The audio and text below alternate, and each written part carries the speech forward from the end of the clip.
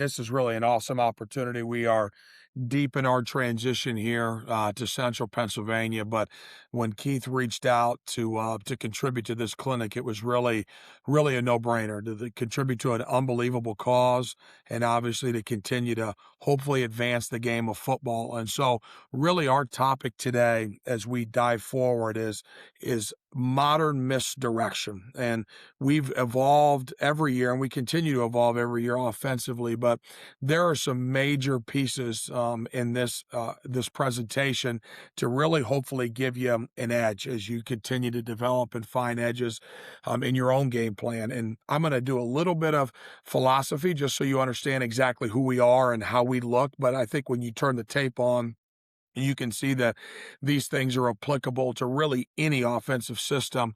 But then I really want to spend time. This is a fairly large bucket for us in the run game and in the passing game, but I really want to spend time on three primary areas. One is a logistic approach, trying to create explosives for yourself in the run and the pass game with the utilization of motions and ball handling.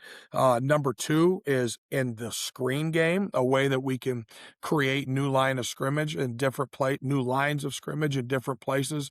And then finally, we're going to spend some time on true misdirection runs. And so, but without further ado, let's kind of get going. So from an identity perspective, I do think it's important to understand how we look at the game. And we are a complete, multiple pro-style offense that uses spread concepts while showcasing the skill sets of our best players. But we are a little bit of a throwback. We believe in the timeless tenets of championship football, of being a physical rushing attack, of protecting the quarterback, of finding different ways to get our best players based on personnel or based on tag or based on play, the opportunity to affect the game. But that next layer of uses spread concepts, like we really do believe that we still need to evolve as the game moves along. And so if it has the opportunity to help us and help the evolution of the offense, we're going to use it. But that clinical definition really gets applied in the following ways. Number one, you're going to see us utilize the fullness of our pre-snap process to affect the defense. And base definition, we want to make it as hard as possible for people just to line up. But then there are a variety of schematic plays that go into this, and I'll preview a few of those for you really as we go through our presentation today, because it goes into this misdirection talk.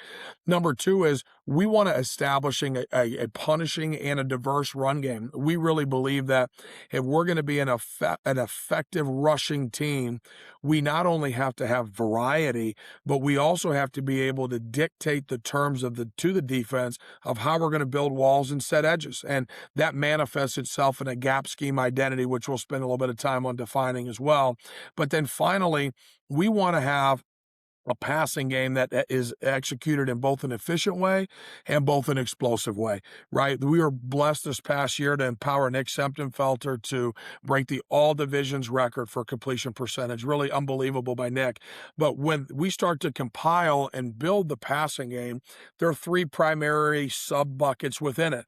Number one, we want to throw the ball short to players who can score. That really is where the efficiency pops up. We want to be a great RPO team. It's not what we major in, but we throw them into premier looks because we have to. Number two, we want to be a great intermediate passing team, and that goes back to being complete. We have to have the tool set to let the quarterbacks and our skill operate for us in situational football. And then finally, we really want to be an elite screen team. We, as I mentioned earlier, want to be able to change the line of scrimmage for a defense, and we look at the screens as an opportunity to do that on the perimeter. Next is insight into the explosiveness of the offense, and we won't deal as much in this today, even though you'll see a variety of explosives, but we want to make people paranoid with how aggressively we push the ball down the football field. We want to do a tremendous job in play action and a tremendous job of getting people open, and we take a tremendous amount of pride in that. But then what ties all of these things together is no matter what the passing concept is, we are going to prioritize protections over passes. We take a tremendous amount of pride in keeping the quarterback upright, and we don't limit ourselves in the protections that we carry or in the real conversations of how we're going to get that done. Okay. But then as we take that system design forward, I also want to just pause and admit, like everybody else, there's challenges for all of us as we design offensive systems. And I'm not going to read this line by line, but I will hint on the buckets.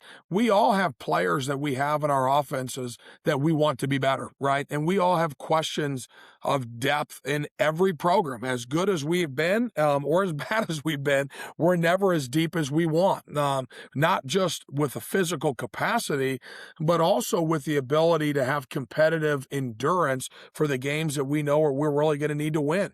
And if our identity is rooted in a certain personnel, do we have the capacity to continue developing those guys, right? So it comes down to players. That's one primary challenge. The next is, what's the expertise of the staff? What do we have the ability to teach? What do we have the time to teach? How much can we rep and really what we call stress test these schemes to be able not only to empower our own understanding, but also to make sure that the players can play and produce in as effective of a way as possible? And I know I'm bleeding into that time with the players. But then finally, it's not just all of these internal constraints, players that we have, time with the coaches and ability of the coaches.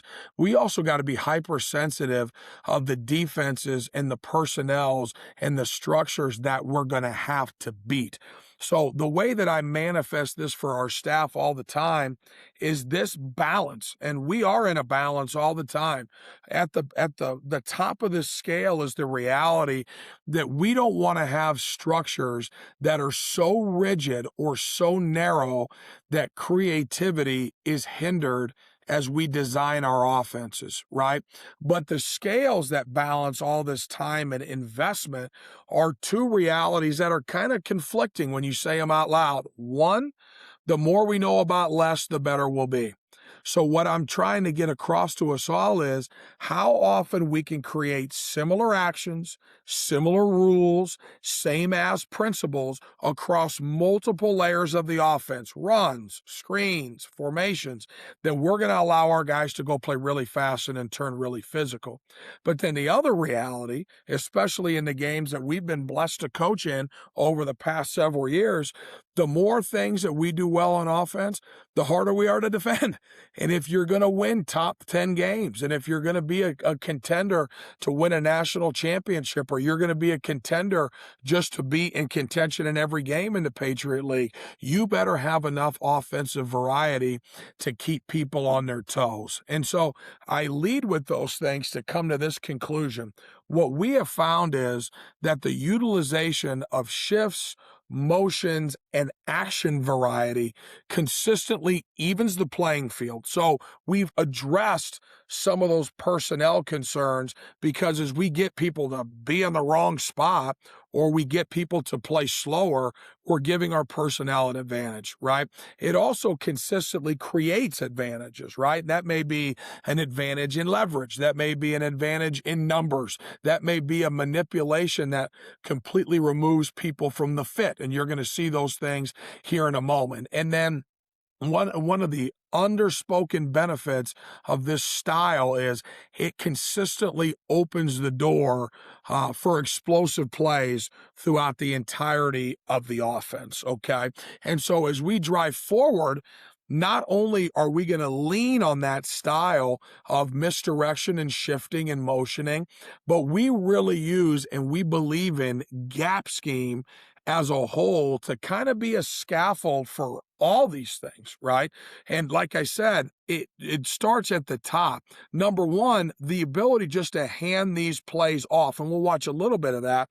These plays are dynamic, and they're dynamic because they're a domino effect scheme. Trap pulls affect wrap pulls, affect ball carriers, which can allow the ball to puncture in a variety of places. But also for us, we know that they're also tremendously formationally diverse. We can be good in running to the tight end, running to the open side, using the fullness of our formation menu and also our personnel menu, we can be tremendously adaptable while having a really dynamic run scheme. In terms of the advantages that they carry, we know the common sense pieces that affect all of us all the time, right? Our play side blockers are going to have great angles. We're building teams and we're building these schemes around double teams, which are going to allow us to prioritize the front one level at a time. The other common sense piece, as you see there in point number 2, is we get to play +1 football at the point of attack.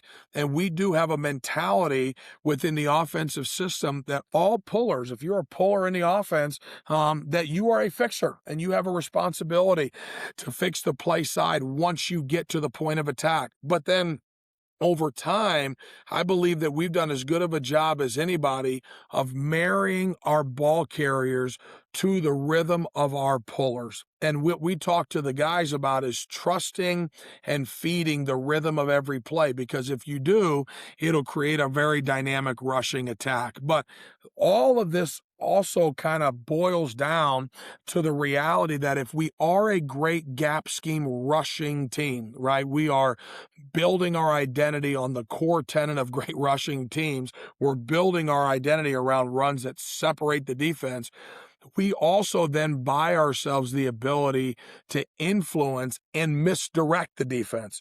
Because as we all know, if you're going to stop these gap and puller plays, you have to have total alignment in a defense from top to bottom, technically and schematically, to stop these plays.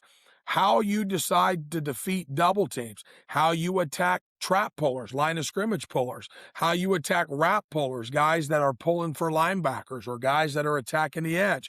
Are you playing over the top with pullers? Who is your force player going to be? Are you going to box things in? Are you going to spill people? So it has a tremendous alignment that is required to be successful defensively. We believe that that creates strong tendencies and clear indicators for when we have to then pivot into our counter punches as we move forward. So coming away from all this philosophy, let's just start diving right into it. These 3 major categories. As I told you, we're going to hit this first one, base ball handling and the incorporation of motion within this family of misdirection. Number 2, we're going to jump into the screen game. And then number 3, we're going to jump into some of the true misdirection runs as we've built things over time. So let's just start here. So here is a really common way that we will use motion to our advantage and obviously misdirection. I would be remiss if I didn't mention that from the jump, you're going to see that our tight ends are really integral pieces to the offense. They're going to shift and they're going to move consistently because we want to create as stressful of an environment to identify where the near back triangle is, the presence of the tight end and the running back, as possible. But then you also get a tremendous introduction here of the utilization of jet motion.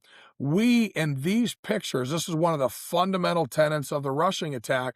We do believe in utilizing jet motion to create nub surfaces. And one of our best equalizers in these nub surfaces that we've created is the ability to bring 2 pullers from the opposite side of the formation.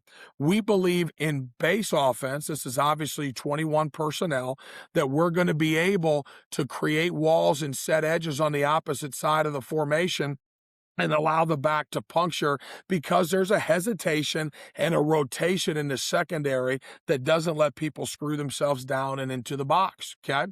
So there's one presentation out of more 21 personnel.